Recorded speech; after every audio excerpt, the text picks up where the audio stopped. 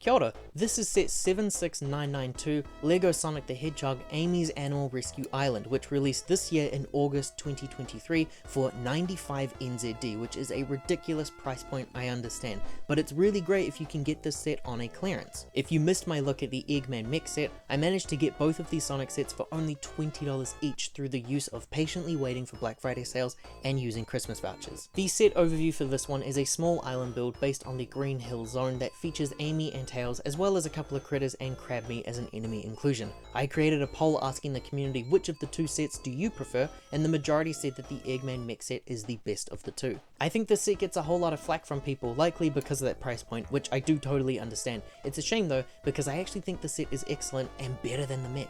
We will start with this little corner section here and make our way through the island. In this section, we have some builds that closely resemble the same level of detail as the LEGO Minecraft line, with some interchangeable blocks. It's not much, but it's nice to see something like this here, even if it's just a small little section. This also features the color scheme that I think many are familiar with when it comes to the Sonic the Hedgehog games. Down below is a little cave with an egg. I'm not a Sonic player though, so sorry, I don't really know what this is supposed to be representing. The section here also features a play feature, where if you push down on this pink plate here, the hilltop will break apart to reveal a Chaos Emerald. The set wants you to use Amy's hammer, which I will demonstrate for you right now. There's nothing else that's hidden in here, just that little gem, which means we can now move on to the beachfront here. The set features some blue bricks to help resemble water near that merry-go-round, which can spin around really easily. Nearby is a little sandcastle too, and a flower that resembles a low poly style of the video games, but it's a lot more detailed here than that one that was included in the LEGO Ideas set. In the back corner is a waterfall slide for the little critters to be using to get into that little swimming pool.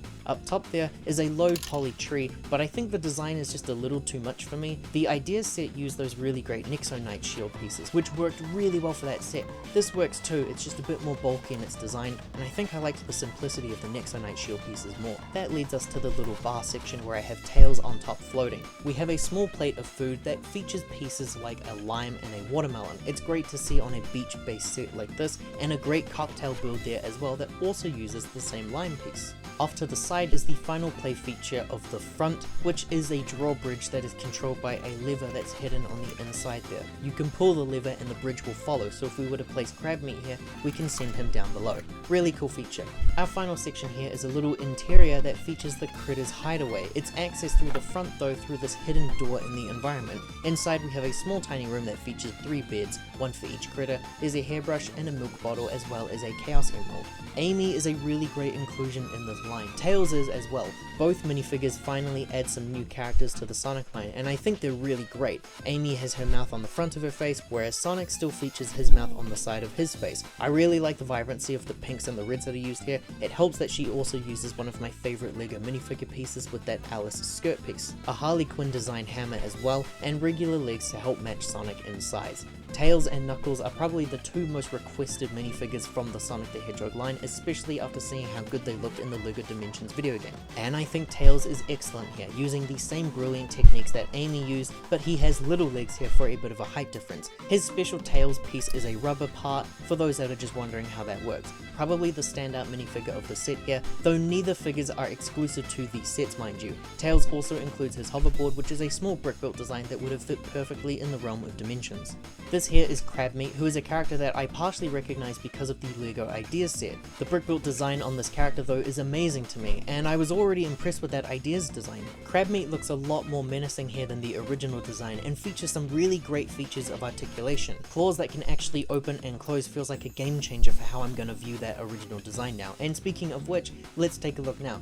You can see that size-wise it's a huge upgrade, and parts-wise too. Crabmeat is a stellar inclusion in the set.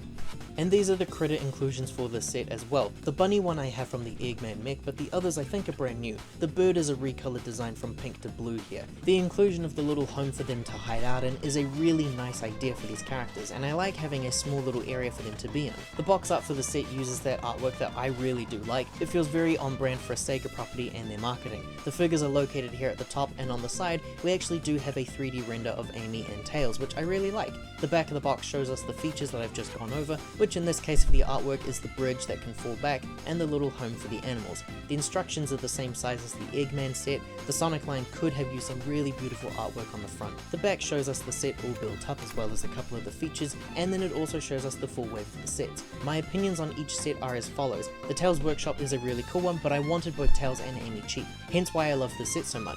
The mech is a really great way to get that Sonic and Eggman figure, and if you follow my way, it means that there isn't really a reason to pay 160 NZD for the largest set of the wave here.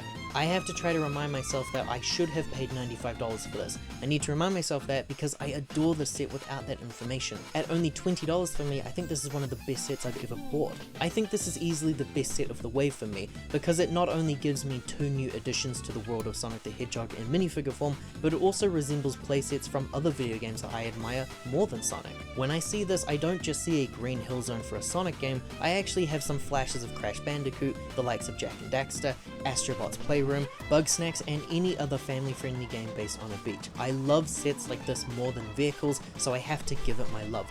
But for 95 NZD, I'm not so sure if this could have swayed me. Obviously it didn't, because I didn't buy it back in August, I waited until now. The reason why I'm covering these sets so late is because ideally these sets are now all on sale within your area. I do think they are very worthwhile, especially on a sale price.